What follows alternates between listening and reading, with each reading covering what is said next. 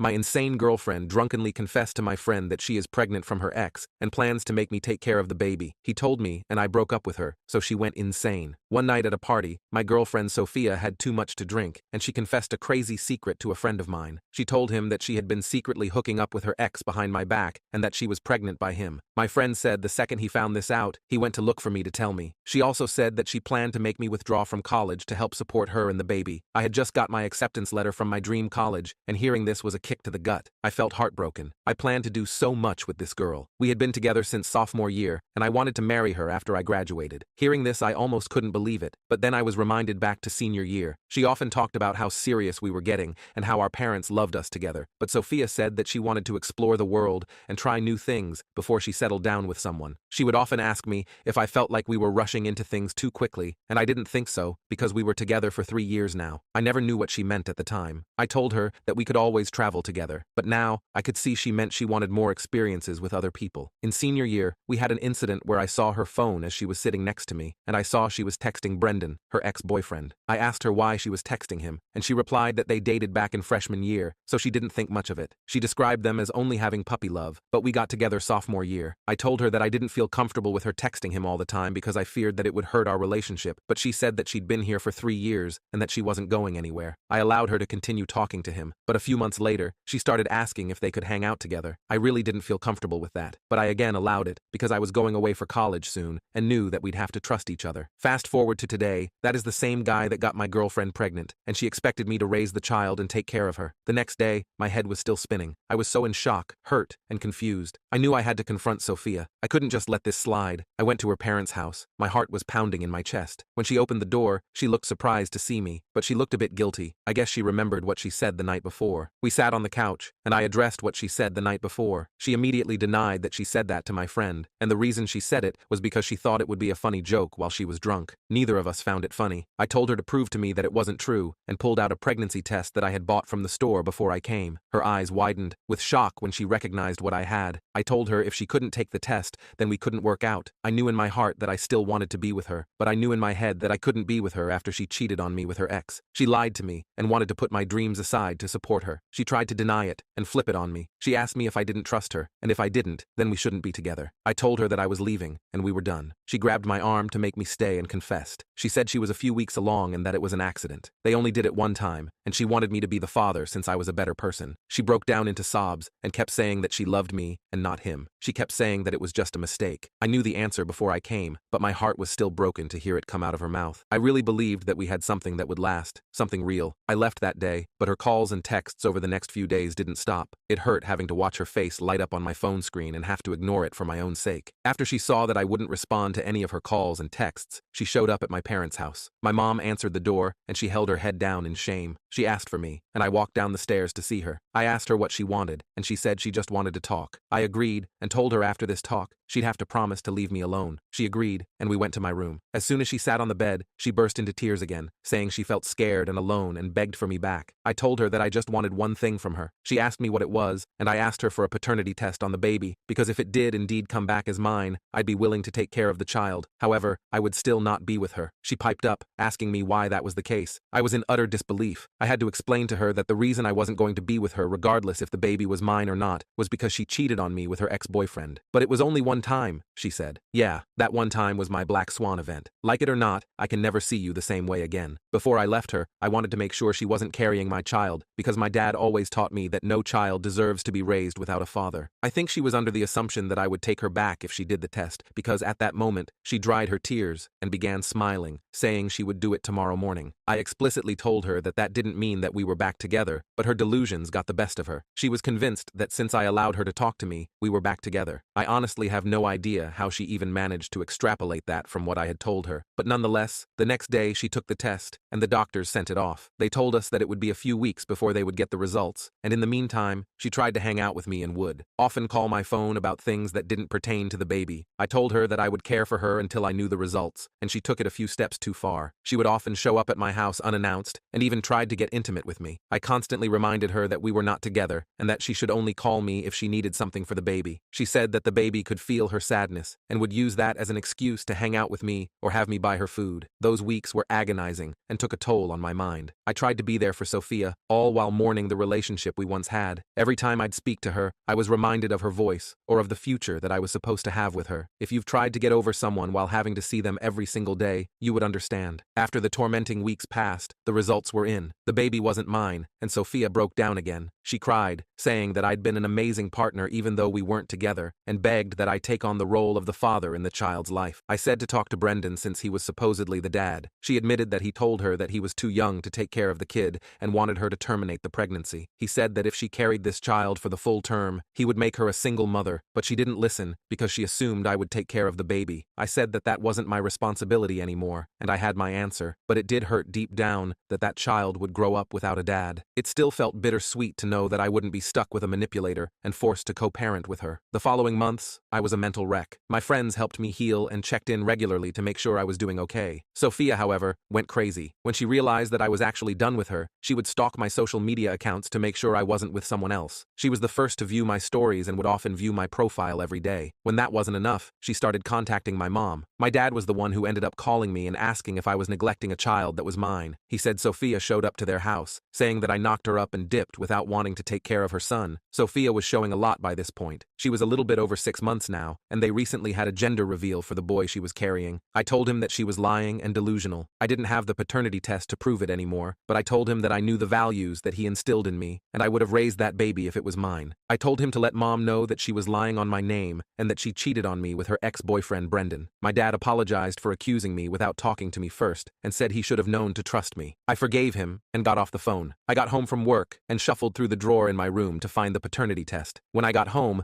my mom still didn't believe me and wanted to see the paternity test herself, and the second her eyes started racing across that piece of paper, I saw her rage instantly turn to sadness. She apologized for not believing me earlier and said that Sophia made it seem so believable. She said Sophia cried in her arms about wanting me to take care of the child we made together. With my mom on my side, Sophia lost her last ally. She became very depressed because Brendan wanted nothing to do with the baby either. She tried everything to win me back, from sending me gifts to showing up unannounced at my house and job, begging for another chance, but I never gave her the reaction she wanted. Then one night, my phone rang. It was Sophia. Her voice was hysterical. She was crying, and her voice began cracking. She started saying how she couldn't live without me, and that she didn't want to live without me. I told her that she needed to go see a therapist. She begged me again to be with her, and I told her the same thing I'd been telling her. She then said she'd take her life and the baby's if I wouldn't be with her again. I was in a panicked state. Despite everything, I didn't want her to hurt herself. I told her to stay on the phone with me and talk to her. I called the police from my home phone while my phone was muted. I stayed on the line until I heard the police come in. They arrived just in time to prevent her from harming herself. They took her to a mental hospital for treatment. That night was a turning point. The whole ordeal made me realize just how toxic and manipulative Sophia had been. With Sophia out of my life and receiving the help she needed, I focused on rebuilding my own life. I went through a range of emotions, from relief to anger to sadness. It wasn't easy, but with Lucas's support and my family, I found the strength to move on. Soon enough, it was time for me to go to college. Months passed, and gradually, life started to regain a sense of normalcy. I made new friends, joined clubs, and even started dating again, though I was more cautious this time. Sophia remained in the back of my mind, but as a distant memory. One evening, as I was studying for midterms, my phone buzzed with a text from my friend who told me about the whole ordeal in the first place. He said that he wanted to grab something to eat together while I was home for the weekend. He said he had something to celebrate. I didn't know what he wanted to celebrate, but I agreed since I hadn't seen him since I left for college. At the restaurant, he grinned as he slid an envelope across the table and told me to open it. It was a letter from all of my friends back home, telling me how much they loved and missed me, and how they were proud of me for getting into my dream college. This really touched my heart. It felt good to have this type of support system beside me throughout everything. As I sat there, surrounded by friends and feeling hopeful about the future, I realized that I had come out stronger on the other side. Sophia's betrayal had nearly broken me, but it had also created a new beginning for me. I had learned to value the people who truly cared for me and to never let anyone else define my worth.